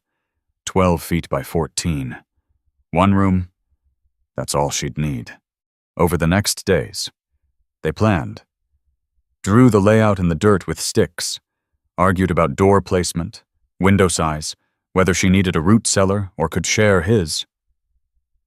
At night, Elena went to her tent, Silas to his cabin, but the distance between them had shifted, less space, more certainty. Sunday morning, Elena appeared at his door in her navy dress. The white collar was starched stiff. Her hair was pinned up neat under her bonnet.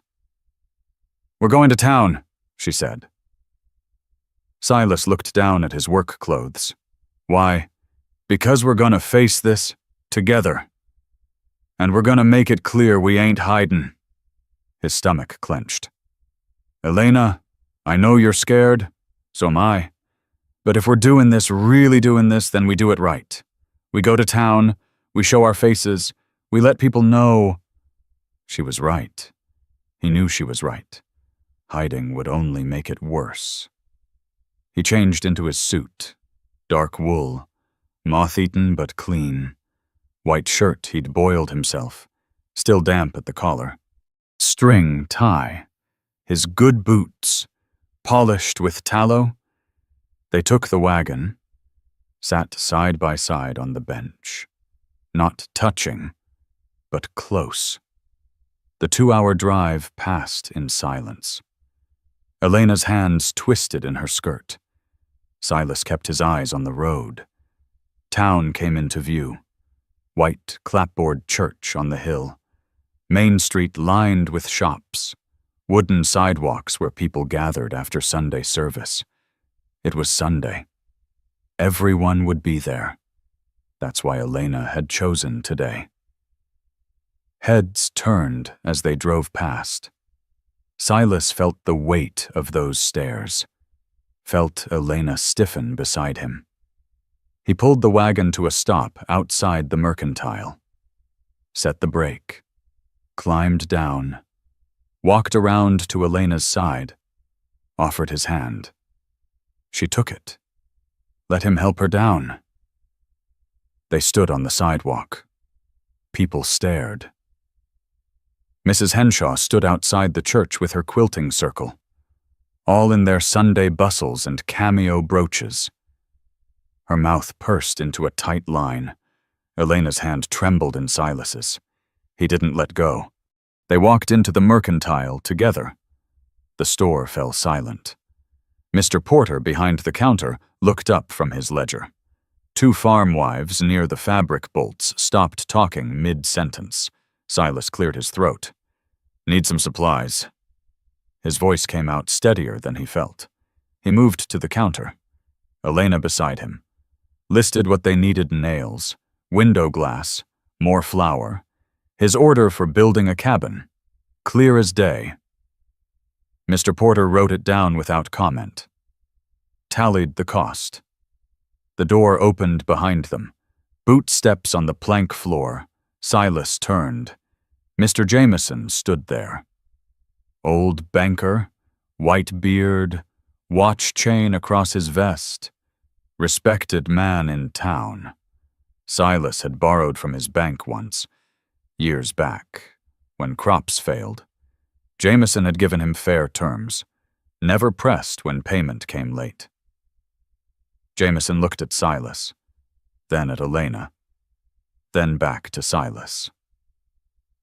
"Heard you got a building project," Mr. Jameson said. Silas's jaw tightened. "Yes, sir." "Need help. Got some boys could spare a day or 2. Make the work go faster." The offer hung in the air. Silas stared at him, trying to understand. Mr. Jameson's eyes were steady, kind, even. "Takes courage to build something new. I respect that." He held out his hand. Silas took it. The old man's grip was firm, calloused. He shook once, then turned to Elena. "Miss Ruiz," he said, tipped his hat. "Welcome to the community." Elena's breath hitched. "Thank you, sir. When you plannin' to start this cabin? Tomorrow, Silas said. I'll send my boys around dawn. They know how to work.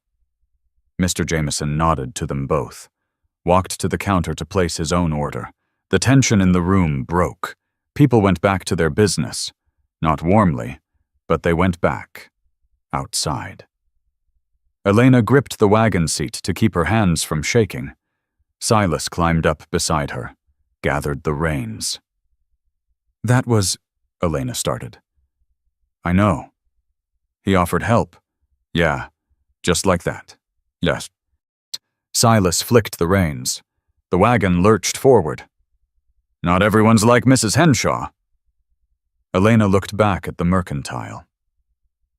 Mr. Jameson stood in the doorway, watching them go. He raised one hand, a small wave. She waved back. They drove past the church. Service was starting. People filing in. Some turned to look. Some didn't. Mrs. Henshaw's lips were still pursed. Her friends clustered around her, but others the younger couples. The weathered ranchers who knew hard work when they saw it, they looked at Silas and Elena with something that might have been understanding, might have been respect. They didn't stop at the church, kept driving, out of town, back toward home. We did it, Elena said quietly. Yeah. It's real now. Everyone knows. Yeah. She turned to look at him. You regret it. Silas thought about that, about the stairs, about Mrs. Henshaw's disapproval, about Mr. Jameson's handshake and his offer of help, about Elena beside him, chin up despite everything. No, he said. I don't. The drive home felt shorter. The sun climbed high, heat building. By the time they reached the farm, both were sweating in their Sunday clothes. Elena climbed down from the wagon without waiting for help, started toward the cabin, pulling pins from her hair. Tomorrow we start building, she said over her shoulder. Mr. Jameson's boys are coming. We better be ready. Silas unhitched the horse, led him to the barn, changed out of his suit into work clothes. When he came back out, Elena stood at the building site, still in her navy dress, but with her sleeves rolled up. She'd marked the corners with stakes, was pacing off measurements again. 12 by 14, she called out. Door facing east for the sunrise, window on the south wall. Silas walked over, stood beside her, looked at the empty ground where her cabin would be. It's gonna be good, he said. Yeah. Your own place. Yeah. She turned to face him. But I'll still be here. Every morning. For coffee. I know. And meals. I know. And work. I know. She smiled. Just making sure you know. That night, Silas sat at his table with paper and pencil, sketching the cabin design. Door here, window there, chimney on the west wall, simple but solid. Through his window, he could see Elena's tent glowing. Her shadow moved across the canvas as she packed things, preparing. In the morning, Mr. Jameson's boys would come. They'd start building. In days, maybe a week, she'd have a real cabin, with a real door and a real window and a real hearth of her own. And she'd still walk the path to his cabin every morning, still sit across from him at this table, still be here. But different. Changed. Because now the whole town knew what they were. Partners. Family. Whatever that meant, whatever that became, they'd figure it out together. Silas looked at his sketch, at the small square that would become Elena's home, her safe place. And for the first time since he'd buried his wife and daughter 5 years ago, he felt something shift in his chest. Not the sharp pain of loss, Not the dull ache of loneliness. Something else. Something that felt dangerously close to hope. Mr. Jameson's boys arrived at dawn. 3 of them rangy young men with calloused hands and easy smiles. They carried their own tools, drove a wagon loaded with extra lumber. "Pa said you might could use this," the eldest one said, gesturing at the pine boards. "Had it left over from our barn. Been seasoned a year." Silas looked at the lumber. Good wood? Straight grain? Worth more than what he'd planned to use. "Can't pay for that," he said. "Don't need to. Pa says it's a gift. For the lady." Elena stood in the doorway of the cabin, wiping her hands on her apron. "Tell your father thank you. That's real kind." The boy tipped his hat. "Yes, ma'am." They worked through the morning. Silas and the Jameson boys cut logs, set posts. Elena marked measurements, held boards steady. The work went faster with 4 sets of hands, what would have taken Silas a week alone. They accomplished in hours. By noon the first day, the foundation was set, posts sunk deep, level checked twice. The boys knew their work, moved with the efficiency of men raised on hard labor. Sam Porter rode up around mid-afternoon. The mercantile owner's son. He tied his horse, picked up a saw without being asked. "Heard you could use help," was all he said. They worked till sunset, frame going up, walls taking shape. When the light failed, the Jameson boys gathered their tools. "We'll be back tomorrow," the eldest said. "Get the roof on." That night, Elena walked to Silas's cabin carrying bread she'd baked in the afternoon heat. They ate on the porch, watching the frame of her cabin stand skeletal against the darkening sky. "It's real," she said quietly. "Yeah, I'm gonna have a house." Silas nodded. Couldn't find words for what he saw in her face, something between wonder and disbelief. Like she was afraid to believe it might last. The second day, the Jameson boys returned with their father. Mr. Jameson didn't work, his back was bad, he said, but he stood watching, offering advice when asked, by afternoon. The walls were up, the roof beams set. Sam Porter came again, brought his younger brother. They worked the shingles while Silas and the eldest Jameson boy framed the window. "Real glass," Mr. Jameson said, running his hand over the pane Silas had bought. "That's quality. She'll appreciate that come winter." Elena worked alongside them when she could, but mostly she cooked, made a huge pot of beans and salt pork, cornbread in the Dutch oven, fed the workers at noon. They sat in the shade of the cottonwoods, eating and not talking much. Men who understood work didn't need conversation to fill the silence. The third day, they finished. The youngest Jameson boy shingled the last section of roof while Silas built the chimney. River rock, carefully fitted. It took him most of the day, working alone while the others hung the door and finished the interior. By sunset, Elena's cabin stood complete. 1 room, maybe 12 by 14 feet, real glass window on the south wall, facing the creek. Stone chimney on the west side. Pine door hung on iron hinges the eldest Jameson boy had brought, salvaged from their old barn. "That'll hold," the boy said, testing the door's swing. Through winter and beyond. The men gathered their tools. Mr. Jameson shook Silas's hand.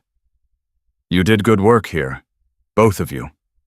When they'd gone, Elena stood in front of her cabin. Didn't move. Just stood there, one hand on the door frame.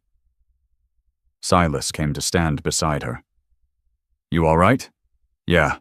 Her voice came out rough. Just I ain't never had something that was mine. Not really. Not like this. It's yours now." She turned to look at him. Her eyes were wet, but she was smiling. "Thank you. Didn't do it alone. I know. That's what makes it—" She stopped, shook her head. "Just thank you." She went inside. Silas heard her moving around boots on the fresh-planed floor, the creak of new boards settling. He walked back to his own cabin. Started coffee. Through his window. He watched Elena carry things from her tent to the cabin. Her trunk. Her sewing basket. The braided rug. She made trip after trip. Arms loaded, face concentrated. When she came out again, she carried kindling and matches. Silas watched her kneel at her new hearth, building the fire. She struck the match, flame caught, smoke began to rise from her chimney, thin at first, then thicker as the fire took hold. 2 chimneys now, his and hers, both smoking in the evening light. He poured coffee into 2 cups, set them on the table. Waited. Footsteps on the porch, the door opened. Elena stood there, still in her work dress, hair falling loose from its pins. She carried a pie wrapped in a cloth. "Dried apple," she said. "Made it this afternoon while you were working on the chimney. Your favorite? Yours too, I noticed." She set the pie on the table. Silas cut slices, put them on tin plates. They carried everything out to the porch, the coffee, the pie. 2 forks. The sun had dropped below the wheat fields. Everything turned gold and amber, the sky, the grass. Elena's face, his hands on the plate. The light softened all the hard edges, made everything look gentler than it was. They sat in the 2 chairs. Silas had carved the second one 2 weeks back. Working late by lamplight, he'd matched it to the first same height, same width, so they'd sit even. Elena balanced her plate on her knees, took a bite of pie, chewed slowly. "It's good," Silas said. "Little dry. It's perfect," she smiled. That small upturn of her mouth that he'd learned meant she was pleased, but wouldn't say it. They ate in silence, comfortable silence, the kind that didn't need filling. Cricket song rose from the grass. Somewhere down by the creek, an owl called. Another answered from the cottonwoods. The stars came out, hard and bright. No moon yet, just darkness and starlight, and the 2 of them on his porch. Plates balanced on their knees. Elena set her empty plate aside, wrapped her hands around her coffee cup. The steam curled up between them. "Silas, yeah, what you said the other mornin', about wantin' me here, did you mean it?" He looked at her. Really looked. Her face was mostly shadow now, lit only by the lamplight from inside the cabin. But her eyes caught that light, reflected it back. "Yeah," he said. "I meant it." "Good." She took a sip of coffee. "'Cause I'm stayin', long as you'll have me. That might be a long time. I'm countin' on it." The owl called again, closer this time.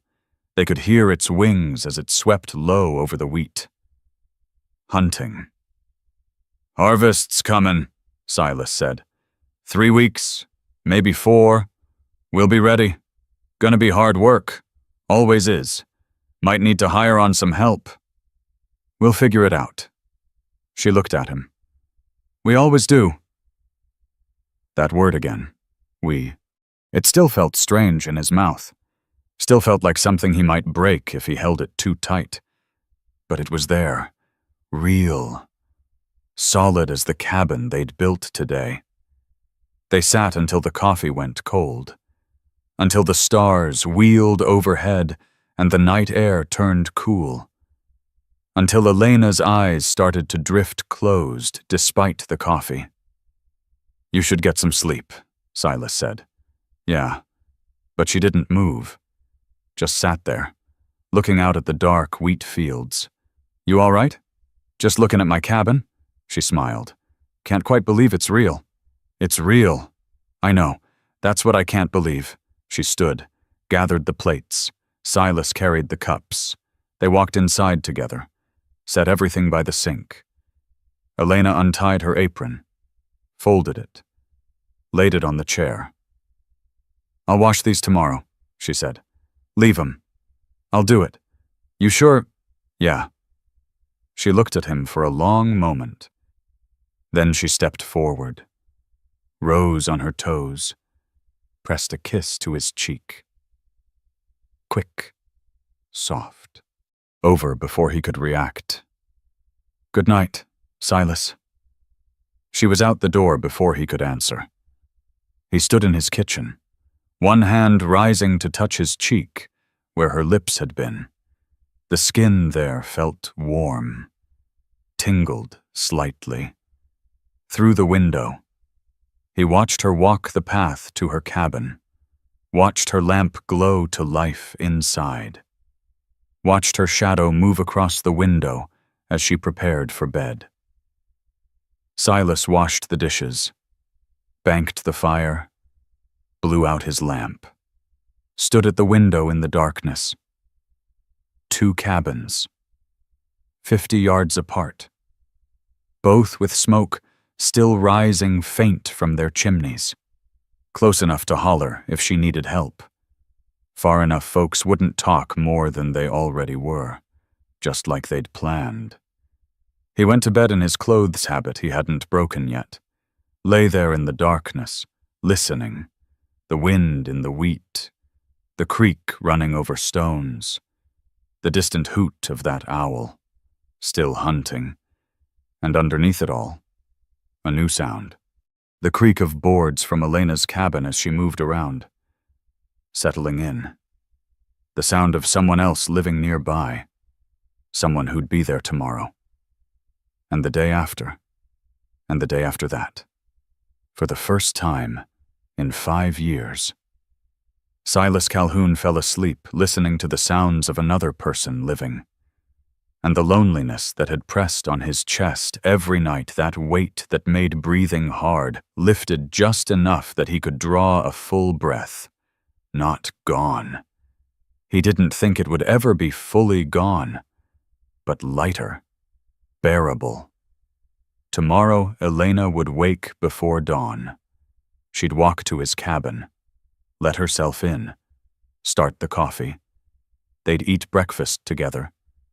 Then they'd work hauling water, mending fence, preparing for harvest. They'd eat supper on his porch as the sun set. She'd walk back to her cabin when full dark came, light her lamp, sleep in her own bed under her own roof, and they'd do it all again the next day. Not married, not living together, not what anyone expected, but family, chosen family. The kind built from work and coffee and burned biscuits and honest conversation. The kind that didn't ask for promises neither of them knew how to keep.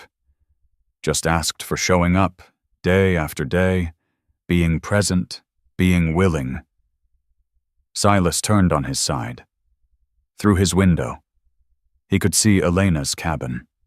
The lamp was out now. She'd gone to bed. But the cabin stood there. Solid. Real. A promise made of pine boards and river stone and the sweat of men who'd come to help, because building things mattered more than gossip. 2 cabins. 2 chimneys. 1 family. He closed his eyes. Let himself imagine tomorrow coffee brewing. Elena's humming as she cooked. The day's work stretching ahead, not empty, not alone. Together. The word settled in his chest. no longer sharp with fear, just present, true, outside. The wheat whispered in the night wind. The stars wheeled overhead. The creek ran on, steady and sure, and in two small cabins 50 yards apart, two people who'd almost run, who'd almost let fear win, slept the sleep of those who'd chosen to stay. Not because it was easy, not because it was safe, but because some things were worth the risk of trying, and some people were worth the risk of loving. Even if you never said the word aloud, even if you just showed up every morning with coffee and mended shirts and the willingness to keep building, keep trying, keep choosing each other, day after day after day, that was enough. That was everything. Sitting here now, after that story's finished, there's something quiet left in the room, something unresolved. Maybe, like the feeling you get after a long day of work, tired, but the good kind, heavy, but not crushing. Silas and Elena didn't get a perfect ending. They got a real one.